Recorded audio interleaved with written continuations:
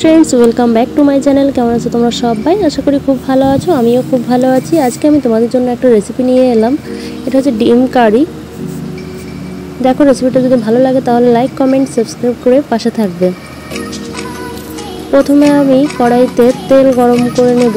এরপর আমি এর মধ্যে 1 চামচ জিরে গুঁড়ো, একটা শুকনো লঙ্কা, একটা তেজপাতা দিয়ে ফোড়ন দেব। এরপর আমি বেটে রাখা পেঁয়াজ, আদা, রসুন বাটা দিয়ে দেবো।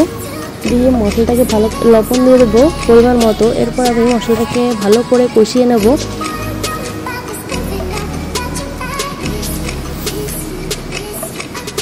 এরপর আমি এর মধ্যে জিরে গুঁড়ো, ধনে গুঁড়ো দিয়ে দেবো পরিমাণ মতো। দিয়ে আবারও ভালো করে মশলাটাকে কষাবো। মশলাটাকে আর একটু কষানো হয়ে গেলে এর মধ্যে আমি কেটে রাখা বেগুনগুলো দিয়ে দেবো। আমি এর মধ্যে অল্প সামান্য কিছু বেগুন দিয়ে দিয়েছি, ছোটো দুটো বেগুন দিয়ে দিয়েছি। এরপর আমি শুকনো লঙ্কার গুঁড়ো দেবো। যে যেমন ঝাল খাবেন পরিমাণ মতো দিয়ে দেবেন।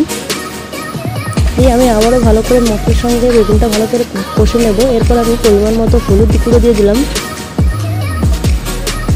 এরপর আমি আগে থেকে ভেজে রাখা যে ডিমটা দিয়ে দেবো।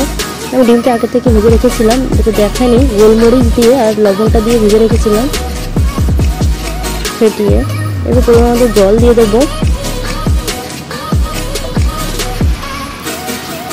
এরপর কিছুটা হতে থাকবে, আঁচটা একটু বাড়িয়ে দেবো।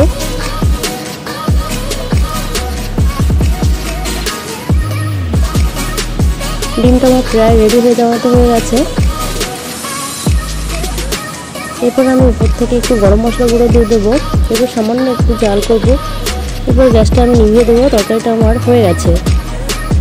তো রেসিপিটা কেমন লাগলো জানাবে। যদি ভালো লাগে তাহলে লাইক কমেন্ট সাবস্ক্রাইব করে পাশে থাকবে। ধন্যবাদ।